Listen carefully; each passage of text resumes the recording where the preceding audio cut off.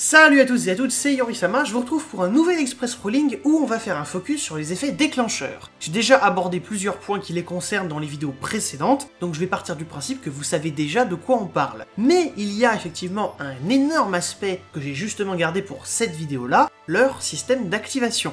Et déjà, il faut bien diviser les effets déclencheurs en deux catégories. On a ceux qui s'activent en réponse à une action précise, ça peut être une invocation, une destruction, un ajout à la main, etc.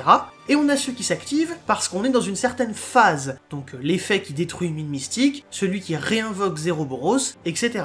On va commencer par ces derniers car ce sera assez rapide, surtout si vous avez vu le précédent Express Rolling qui revenait sur le schéma du Fast Effect Timing.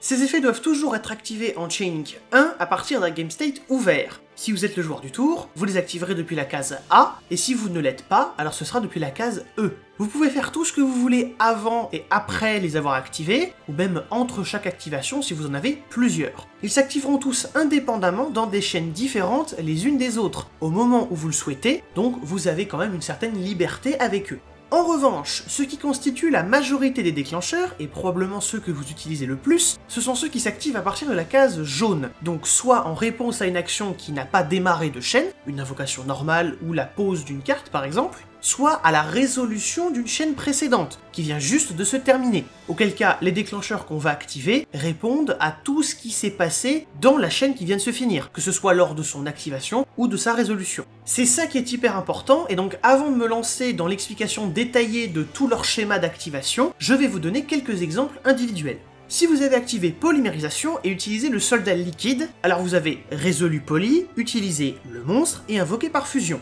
Et à la résolution de cette chaîne, vous allez pouvoir activer l'effet du soldat liquide, le déclencheur qui s'active s'il est utilisé comme matériel fusion. Ça ne s'active pas en plein milieu de la résolution de polymérisation, mais bien après, dans une toute nouvelle chaîne. Autre exemple, vous activez l'effet de la tortue catapulte en sacrifiant le Renonkuribo pour payer le coût d'activation. Vous allez d'abord résoudre entièrement la chaîne où se trouve la tortue, et ensuite, dans une nouvelle chaîne, activer l'effet du Renonkuribo pour piocher un. Ça ne se chaîne pas à l'effet de la tortue, quand bien même sa condition d'activation a été remplie en payant un coût et non pas pendant la résolution. De toute façon, c'est dans une nouvelle chaîne. Je pense que vous comprenez un peu ce principe. Là, j'ai pris que des effets, bon, la tortue ou Poly qui serait Chaining 1, mais ça marche peu importe l'effet et où il est dans la chaîne. Si vous activez la carte piège Arc-Démon du Cauchemar pour sacrifier Renonkuribo, et que disons que ce piège est Chaining 4, eh bien vous allez résoudre toute la chaîne jusqu'au Chaining 1, et ensuite dans une nouvelle chaîne, vous activerez l'effet du Renonkuribo. Un effet déclencheur ne s'active jamais dans la chaîne qui le déclenche, peu importe à quel stade il a rempli sa condition d'activation.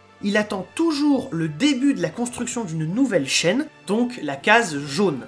Et si vous voulez un exemple qui répond à une action qui ne démarre pas de chaîne cette fois-ci, eh bien tout simplement un monstre du type Esprit du Vent d'Automne. On va l'invoquer normalement, donc ce qui n'est pas une chaîne en soi, c'est une action qui ne crée pas de chaîne, mais au moment où on valide cette invocation, où voilà, on dit qu'elle est faite, quoi, le monstre a touché le terrain, eh bien là, on arrive également sur la case jaune et on peut créer une chaîne qui répond potentiellement à cette action. Et c'est là qu'on va activer son effet à l'invocation. Donc voilà, ça j'ai bien pris mon temps, mais je pense que c'était nécessaire de vous donner une petite vue globale. Maintenant, une fois qu'on a établi tout ça, comment on fait quand on a plusieurs déclencheurs qui s'activent au même moment? Car je vous le rappelle, ils sont tous de spell speed 1, comme les effets d'ignition, qui eux pourtant ne peuvent exister qu'en Chaining 1, et jamais supérieur. Mais il peut y avoir plusieurs déclencheurs dans une chaîne, et vous avez déjà certainement expérimenté un cas comme ça. Par exemple, si on reprend du coup notre situation avec le soldat liquide et qu'on dit qu'on l'a utilisé pour invoquer Sunrise, eh bien en réponse à cette utilisation et cette invocation, on a donc l'effet du soldat pour piocher 2 et défausser 1, ainsi que l'effet de Sunrise pour ajouter Fusion Miracle. Ils vont donc être activés ensemble en Chaining 1 et 2.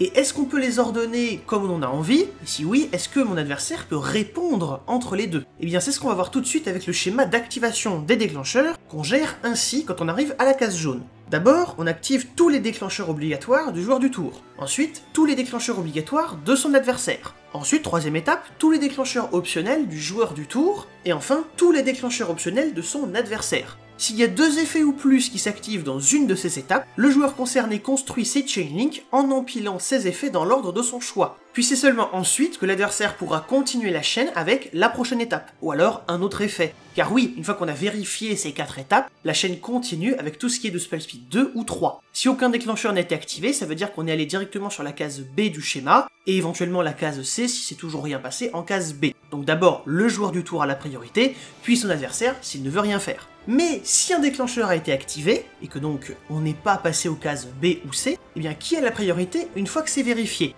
Dans ce cas, ce sera le joueur qui n'a pas activé le dernier Chain Link. Par exemple, avec mes héros, j'ai 2 déclencheurs optionnels à activer, et je sais qu'ils sont optionnels parce qu'il y a un petit « vous pouvez » qui m'indique que j'ai le choix d'activer l'effet ou non, ce qui n'est pas présent sur Renon Kuriboh, qui est donc obligatoire à activer.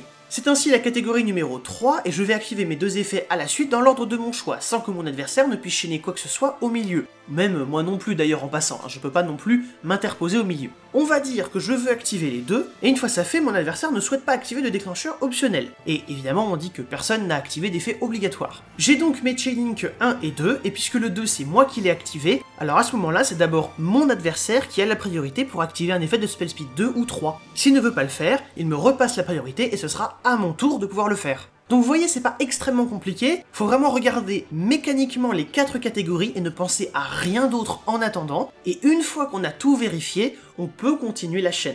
C'est également un aspect important dans pas mal de decks, puisque empiler plusieurs déclencheurs qui s'activent en même temps, ça peut permettre de jouer autour de certaines annulations, ou du moins de protéger certains effets. Avec mes héros, les 2 effets sont annulables par Floraison de Cendres. Mais du coup, si je veux protéger le soldat, eh bien je peux décider de mettre son effet en Chain Link 1 et Sunrise en Chain Link 2. Comme ça, mon adversaire ne pourra répondre qu'à Sunrise avec Floraison, puisqu'il peut l'activer qu'en Chain Link 3, et que du coup, ça va répondre aux 2. Il ne peut pas activer le Chain Link 3 pour répondre au Chain Link 1. Donc du coup, en mettant ça comme ça, eh bien je protège mon soldat. On peut également se faire avoir avec Floraison et Fantasmé, du moins en TCG, je ne détaillerai pas l'OCG, mais dites-vous qu'en gros certaines de ces règles là-bas, et du coup par conséquent sur certains jeux, eh bien ne sont pas exactement les mêmes. Surtout en fait pour les déclencheurs optionnels qui s'activent en main. Donc oui c'est assez spécifique, mais j'expliquerai pas ça aujourd'hui, ça sera peut-être dans une vidéo future. En TCG donc, si j'invoque le dragon attaquant, et que j'active son effet déclencheur pour ajouter la magie de terrain, et que mon adversaire a en main les 2 cartes, Floraison et Fantasmé, il va devoir faire un choix. Pourquoi ?